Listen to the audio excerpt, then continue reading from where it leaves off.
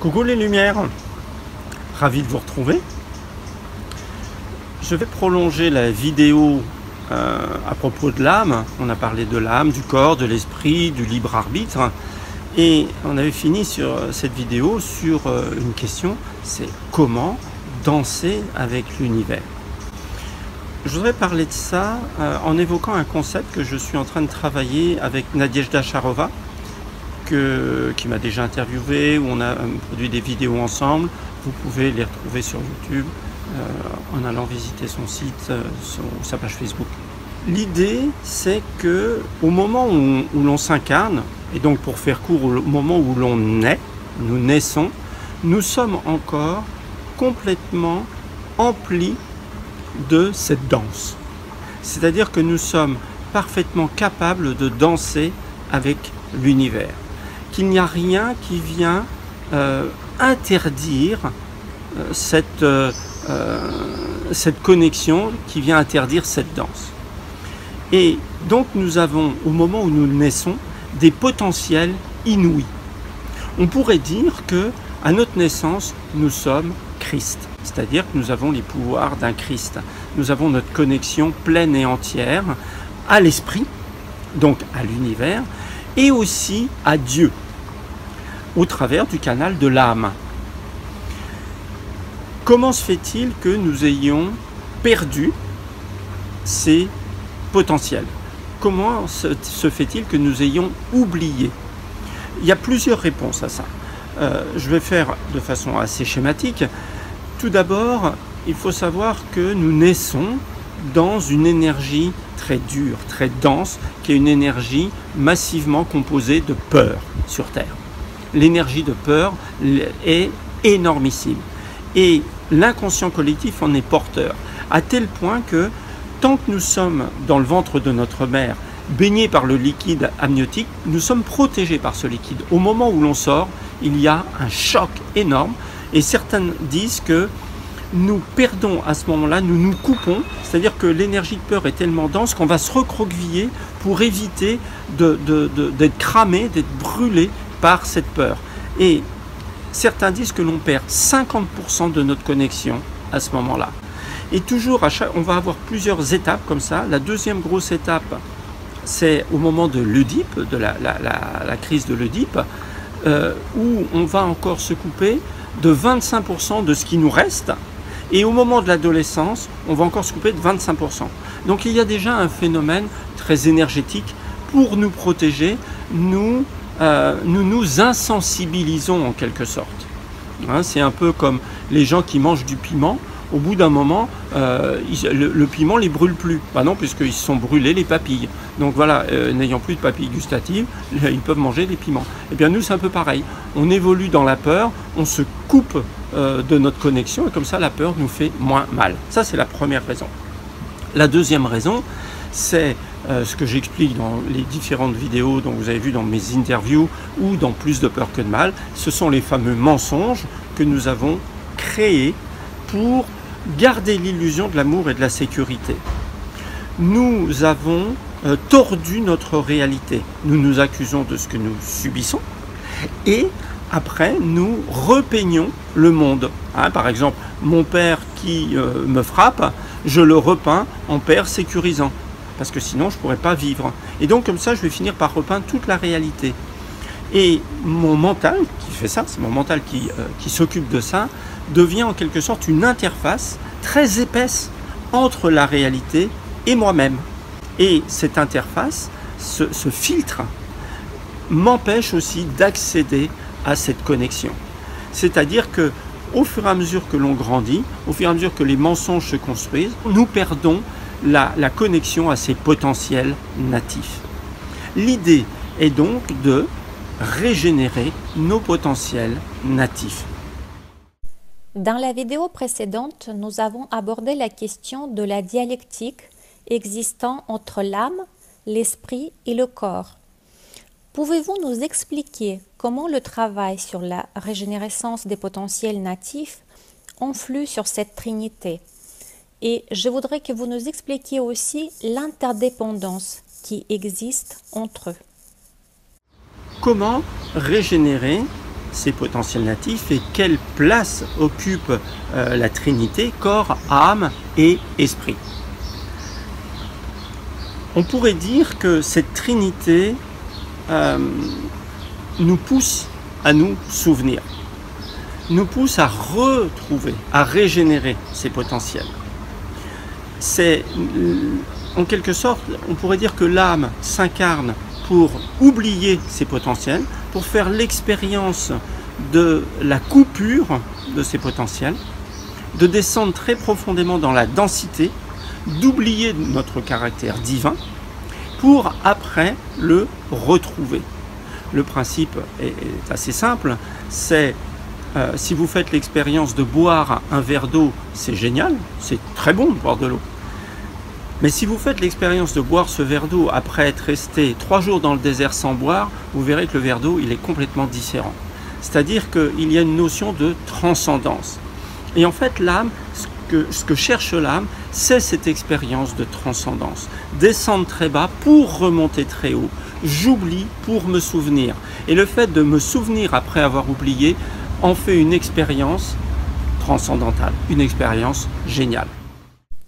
Je voudrais vous poser la question sur la place qu'occupera le mental dans le travail sur la régénérescence des potentiels natifs. Notre mental nous permet d'être et de nous repérer dans ce monde. Expliquez-nous comment ce travail va nous permettre d'affiner notre mental afin de le mener à sa capacité optimale, c'est-à-dire à recevoir et à décrypter les intuitions. Génial. Donc, l'âme, dans son parcours, une fois que j'ai oublié grâce, si je puis dire, à l'ambiance de peur, grâce au mensonge, je vais me souvenir, je vais essayer de régénérer ces potentiels. Ce qui va m'en empêcher, eh bien, c'est mon mental. Donc on pourrait dire qu'il y a d'un côté la Trinité, corps, âme, esprit, qui va pousser à la régénération des potentiels. Et puis, il y a d'un autre côté mon mental qui va avoir tendance à laisser les choses en l'état. Pourquoi? Eh bien parce que, c'est toujours la même chose, mes mensonges m'ont fait figer un monde. J'ai un modèle du monde qui est tel qu'il ne doit pas bouger. Si je le fais bouger, je vais remettre en cause mes mensonges. Donc il faut que rien ne bouge, donc il faut que j'évite de me souvenir. Il s'agit donc de transcender le mental, d'aider le mental à comprendre que cette régénération va être aussi bonne pour lui. C'est pour ça que la première étape, c'est déjà de se libérer des mensonges. La première étape, c'est celle-ci. Si je ne me libère pas des mensonges, ben, je vais garder mon mental dans toute sa puissance pour rester en l'état.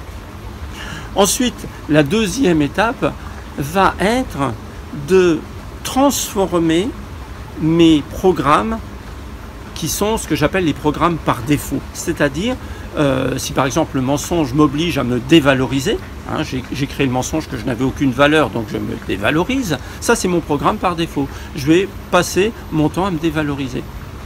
Je vais devoir transformer ça en programme délibéré. Je vais délibérément inscrire un autre programme. Là, on est dans tout le registre de travail de Joe Dispenza sur le cerveau et sur les connexions synaptiques. Je vous invite à aller regarder ça. Je vais créer des programmes délibérés pour récupérer ma valeur.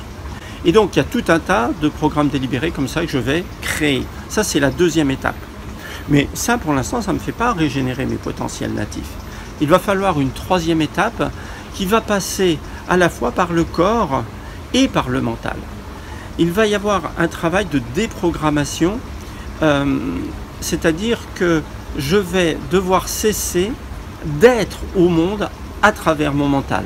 Pour l'instant, mon mental, c'est ce qui me permet d'être au monde. C'est grâce à mes 5 sens, hein, ce que je perçois à travers mes 5 sens, je prends toutes mes décisions à travers ça.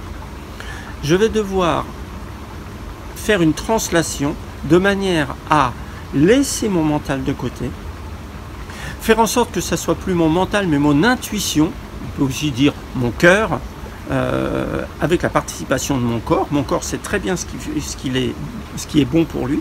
Et donc vraiment, je cesse de confier ma vie à mon mental et je la confie à mon intuition. Et à partir de là, je vais travailler de plus en plus finement, de façon de plus en plus subtile pour retrouver ce potentiel qui est en moi, et le flux de ces potentiels arrive à travers mon intuition. Aussi la question de l'ego, la question de la persona, de la personnalité. C'est-à-dire, il faut bien comprendre que grâce à ce travail, on ne fait que aminuire notre couche de l'ego, et que justement grâce à cet amincissement de l'ego, l'intuition va devenir plus active, mais aussi plus corporelle, c'est-à-dire c'est notre corps fourni de plein et fort d'une conscience nettoyée qui va devenir le guide et qui va être au volant de notre existence. La clé pour réussir cette régénération, donc on est dans la troisième partie, la clé c'est une intégration, c'est plus qu'une compréhension, c'est vraiment une intégration que vous n'êtes pas vous. Ce que vous appelez vous, Joël, Albertine, voilà, à chaque fois que vous dites je, à chaque fois que vous dites par exemple je travaille à tel endroit, j'aime manger des croque-monsieur, je veux aller en vacances, à chaque fois que vous dites ce je, vous croyez que vous parlez de vous. Eh bien ce n'est pas le cas. Vous êtes en train de vous identifier à votre ego. Qu'est-ce que l'ego? C'est le rassemblement de toutes vos pensées en une personnalité.